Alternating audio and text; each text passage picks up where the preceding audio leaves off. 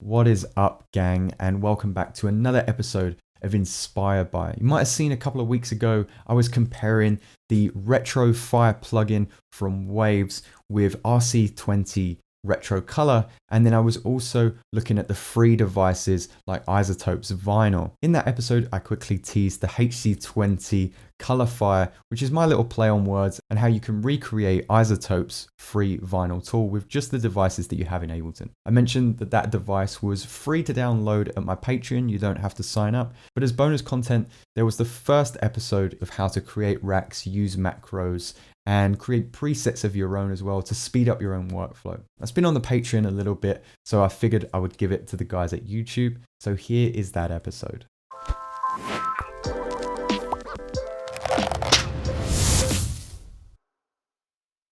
In a recent episode of Inspired By, I used the HC20 Color Fire. It's me poking fun at Isotope's free plugin, Vinyl. And I want to show you guys how you can make it in Ableton, the devices that you already have at your disposal. Today we're going to look at kind of a colorization device, for lack of a better term. I can do more racks in the future. Let me know if that's something that you want to see. But today we're going to cover grouping effects in a rack, applying macros and creating presets. This is the Colorify device. Let's have a look at it, and then I'll break down how I went about making it.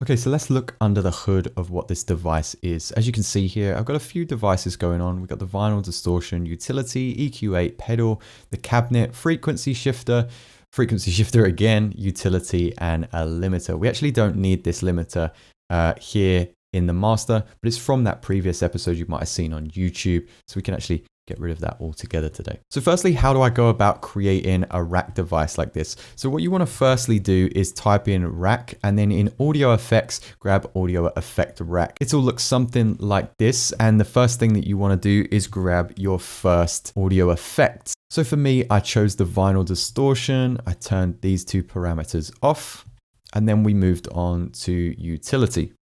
You go on, so on and so forth until you have all of the devices that you need. Another way to do this is if you've already started the process of dragging in effects, you can just shift, select these and press Command G, and it'll put it into an effect group for you. So what you're aiming for is a nicely wrapped package, right? That's color coded and named, and essentially speeds up your workflow. I have so many racks that just do simple jobs to save me clicking and applying group after group. So what you want to do is come down to this middle option here, and that opens up the rack that you have and shows all the effects that are inside.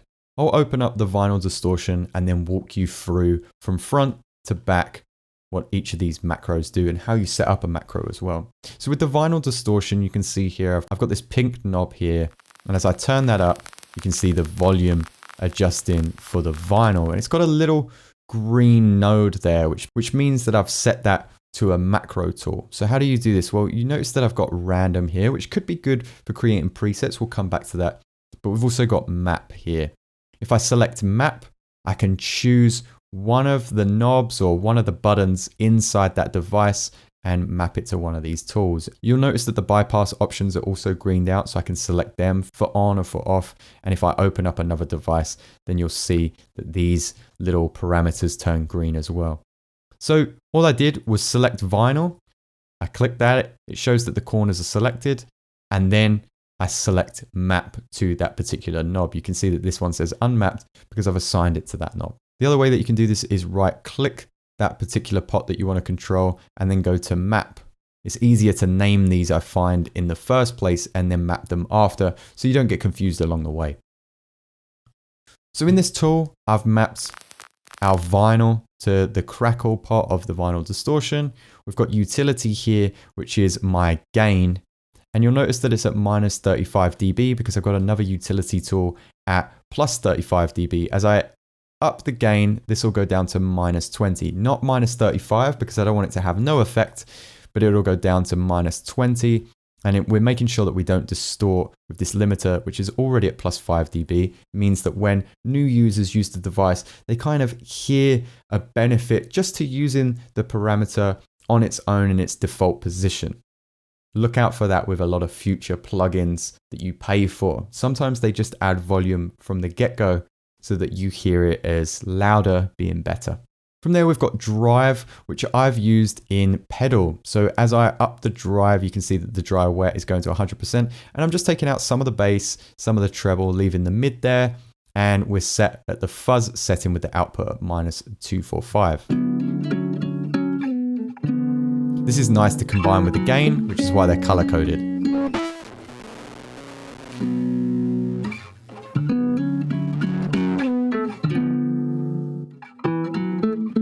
So dial that in to taste. Just to interrupt really quickly, this episode is sponsored by DistroKid, and I think they provide wonderful tools and the easiest answer to get your music on all of the streaming platforms. If you want to get 7% off your first year, then do use the affiliate link in the description below. It's a wonderful way to support the channel.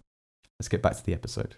Then we've got the Detune, which comes with these two frequency shifters. The first frequency shifter is being controlled by this LFO there, and the shape is a sine wave. And the second frequency shifter is being mapped to this LFO with the shape at random. So we get two slightly different types of detuning there. This goes to 19.5 hertz, and this goes to 22.1 hertz.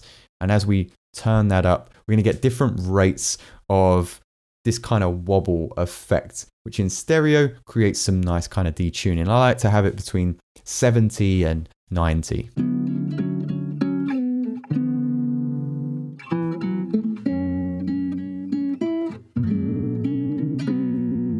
I find 127 a little bit too much. And then finally we have hi-fi, which is essentially my play on you selecting the vinyl RPM and then the year that that vinyl came out or the years that those records were coming out. And we do that with the cabinet. So we can select cabinet and there's our dry wet.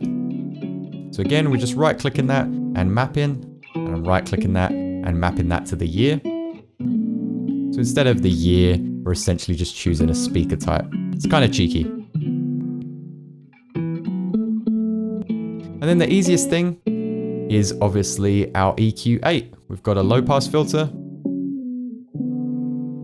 and a high pass filter.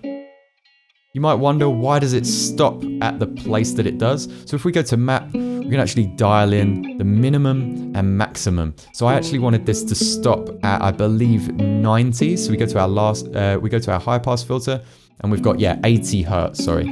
And it goes to a maximum of 2 kilohertz.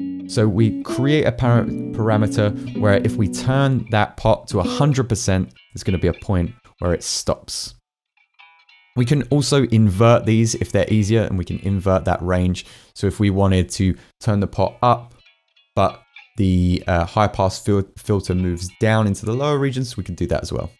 So it's all very easy stuff. What we're going to do is take that off map and set it back to its default position. And now when we come up to this, which looks like a little camera icon, it's essentially like snapshots or presets that you can create. Now I mentioned you can randomize these already. So we're on the clean preset. And what we can do is we can hit random. This is going to create different randomizations, which is a wonderful way to create just an infinite amount of ideas. So I dial it into something that I think is kind of tasteful. And then I hit new. And when I hit new, it gives me variation 1, and I can rename that. And then we're all good. We can go back to our clean preset and then through our other presets as well. And right click these to choose our colors. I tend to tie the titles in with a similar color if you want to use those things in a collaborative way, and a new color if it's a completely different device or tool.